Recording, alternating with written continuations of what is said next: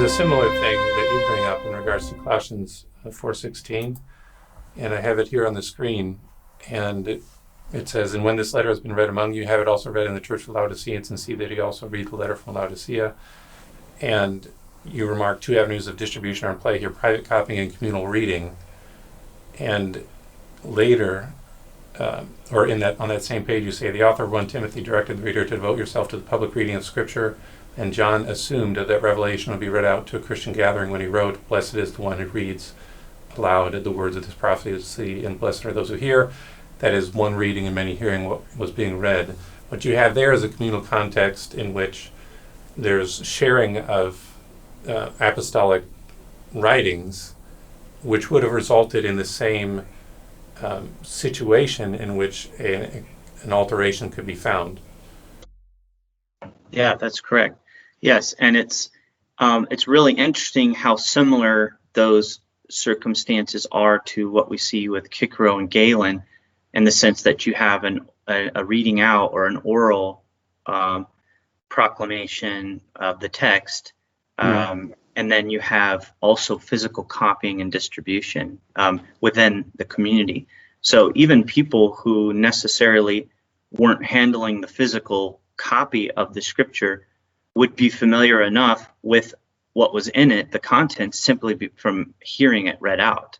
So even illiterate people would be able to even detect corruptions or plagiarizations or changes because of how it's being read out in these churches.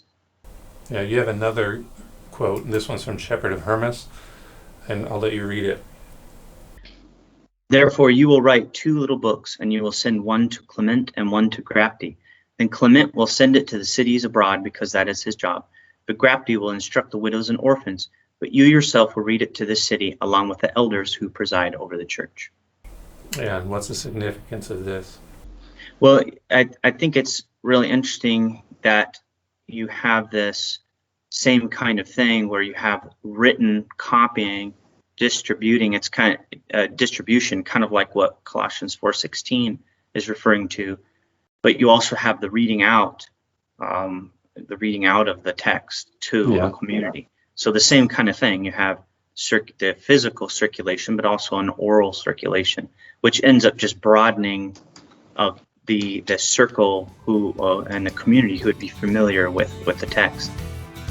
Thank you for listening. Credible Faith is a global missions-minded apologetics ministry with content available in 7 different languages across 7 websites: German, Russian, Italian, French, Spanish, Portuguese, and English. If you would like to support the global apologetics work of Credible Faith, go to crediblefaith.org and click on the donate icon. If you would like me to give an apologetics workshop or participate in a debate at your university, or if you would like me to give a Great Commission missions conference or apologetics conference at your church, get in touch with me through the Contact Us section of the Credible Faith website. You can also submit a request through the website to get Credible Faith's monthly email.